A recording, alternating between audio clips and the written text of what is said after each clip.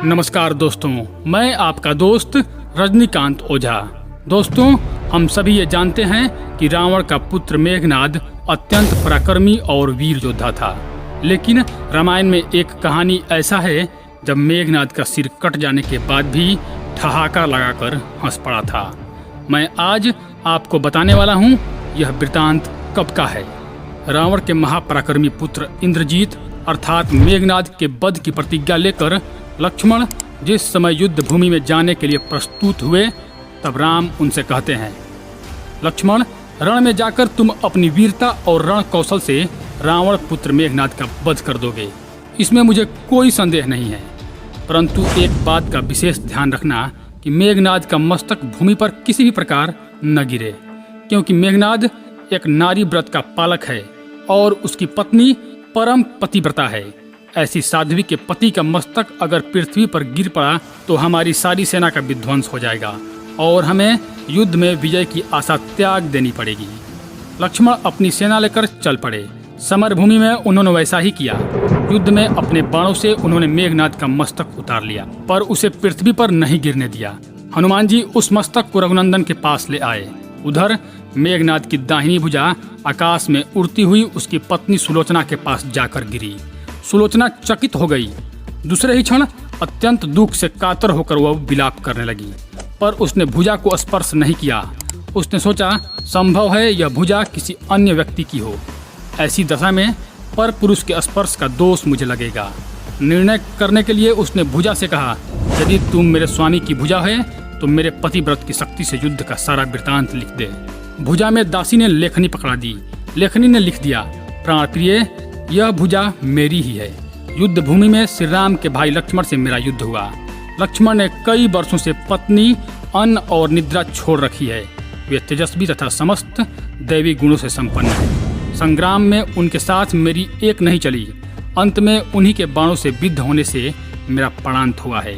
मेरा शीश श्री राम के पास है।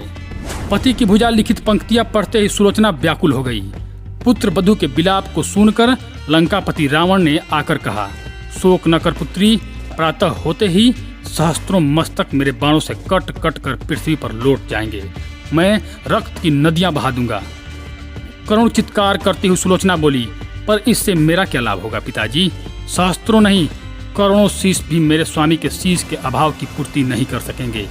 सुलोचना ने निश्चय किया कि मुझे अब सती हो जाना चाहिए, किंतु पति का शव तो राम दल में पड़ा हुआ था, फिर वह कैसे सती होती?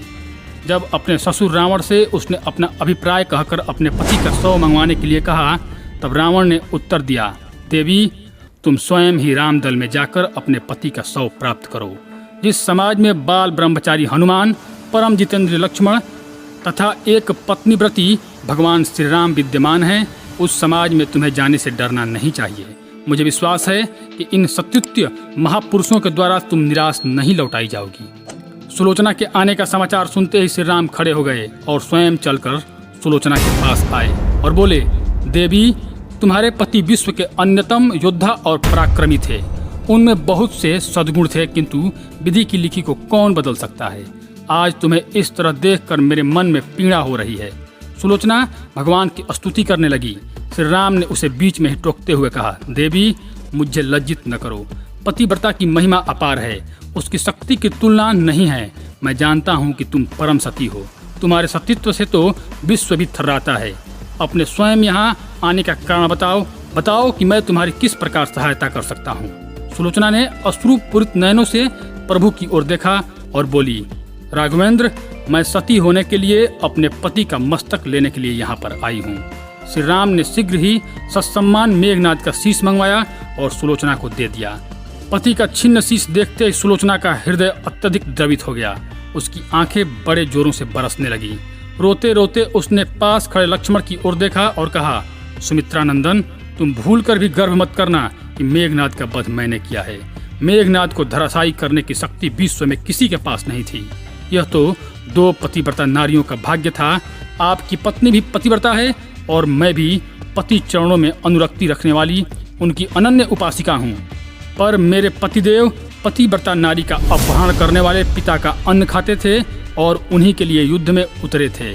इसी से मेरे जीवन धन परलोक सिधार गए। सभी योद्धा सुलोचना को राम शिविर में देखकर चकित थे।